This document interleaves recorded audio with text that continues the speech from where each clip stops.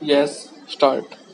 As well as division bench judgment of this court in LPA number 106 of 2002 titled Jagjit Singh versus Union of India and others decided on 18/4/2012 to contend that opinion of the medical board should be given primacy and should not be set aside. Stop.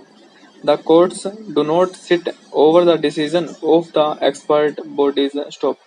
The jurisdiction of the courts to interfere with the decision taken by the expert bodies is limited. Stop. Reference is also made to Supreme Court judgments in Union of India and others versus Dheer Singh Colonel 2003 and Union of India and others versus Kesar Singh 2007 675 in support of the argument that even if no note regarding disease is made at the time of recruitment, still the disability pension can be declined. Stop. In the light of the judgments and the provisions of the regulations and the instructions, our decision in respect of each of the question is as follows. The extent of power of judicial review of the decisions taken by the experts is not res integra. Stop. In University Grants Commission versus Neha Anil SCC 519, the Supreme Court observed that in academic matters, unless there is a clear violation of statutory provisions, the regulations, or the notification issued, the courts shall keep their hands off since those issue CWP number 7277 of 2030 fall within the domain of the expert.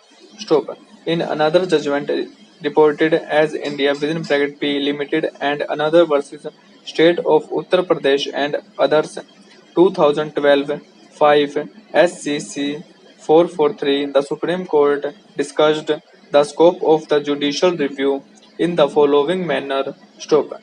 The power of judicial review is neither unqualified nor unlimited. Stop.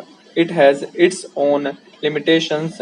Stop stanza. The scope and extent of the power that is so very often invoked has been the subject matter of several judicial pronouncements within the outside and country.